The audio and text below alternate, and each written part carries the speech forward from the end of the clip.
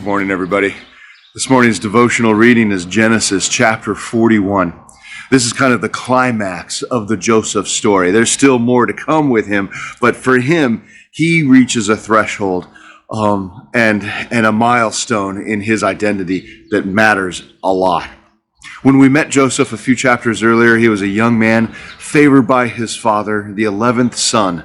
But the 10 older brothers despised him because of their father's affection for him. To make matters worse, God had blessed Joseph with 2 dreams. And these 2 dreams, well, they were to indicate to Joseph how important he was going to be for the survival of the family.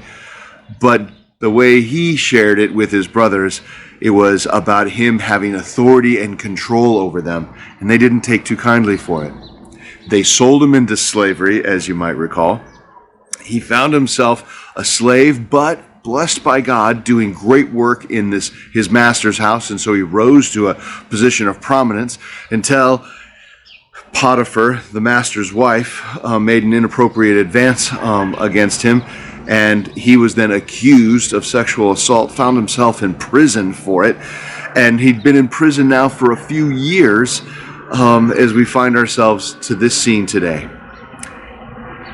Pharaoh has called for Joseph because he's been told by his cupbearer that he has the ability to interpret dreams.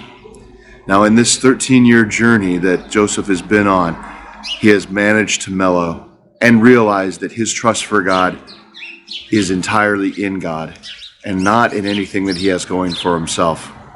Pharaoh calls him forward and says, "Hey, I hear you can do this." And in verse 16, Joseph says this,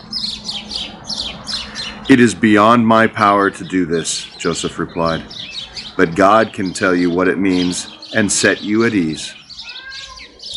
Joseph, of course, is going to play a role in this, but he's recognized that no longer does he take credit for any of it. It is God's blessing in his life that allows him to do anything. It is God who is in control entirely. Joseph has finally come to terms with that. And in doing so, he is able to actually rise further to prominence to become second only to Pharaoh himself in the land of Egypt. Wouldn't it be amazing if each of us could learn to trust God in that way, to give God absolute credit for everything, to recognize that we can do nothing without God's absolute control in the situation. If we could always put God first in every decision we made, always be guided by God in everything that we do, and in everything that works out right, always give credit to God, wow, it would be a very different world, wouldn't it? Have a great day, everyone.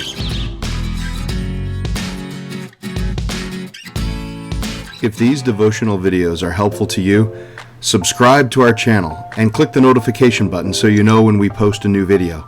And of course, please share them with others.